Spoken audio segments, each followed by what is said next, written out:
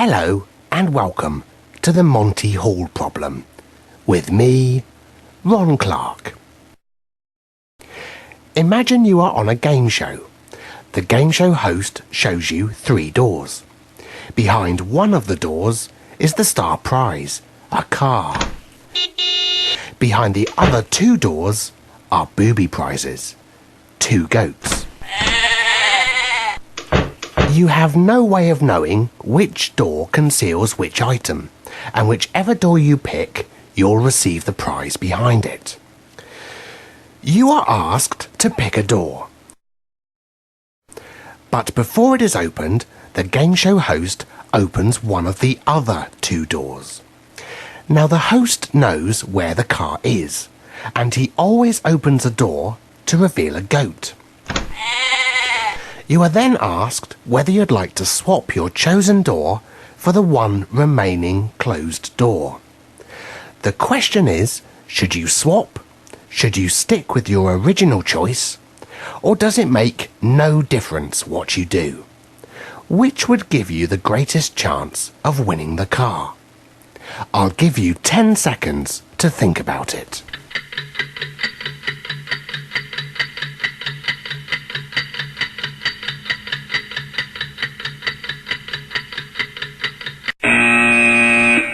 So, what do you think?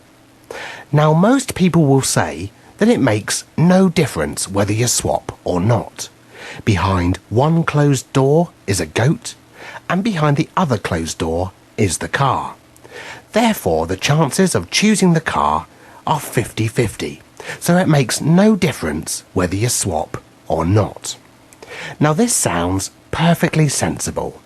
However, it's not correct. The Monty Hall problem is a puzzle about probability. The problem is simple to understand, but the answer is counterintuitive. So what should you do? The answer is you should always swap, as this gives twice the chance of winning the car. Why? Well, there are many different ways to explain why, but perhaps the easiest is to examine what your chances of winning the car are for the 2 strategies, swapping and not swapping. Let's start by looking at what happens if you choose not to swap. At the start of the game, you are asked to pick a door. Since there are 3 doors and only one hides the car, the probability of you picking the car is 1 in 3, or about 33%. And since there are 2 goats, the probability of you picking a goat is 2 in 3, or about 66%. Now, if you don't swap your door, it doesn't matter which other goat door the host opens, because you are sticking with your first choice. And the chance that you've already picked the car is 33%, and the chance that you've already picked a goat is 66%. So by not swapping, you have a 33% chance of winning the car and a 66% chance of winning a goat. Now, let's look at the consequences of swapping. Let's consider what happens if, by luck, you pick the car first time, a 33% chance. It's obvious that if you pick the car on your first go and then swap, you are going to end up with a goat. So if you swap, you're going to win a goat at least 33% of the time. What about if you pick a goat first time? Well, here is the crux of the problem. This time, there is only one goat the host can reveal. The host opens the only other goat door, and then you swap to the remaining closed door, the car.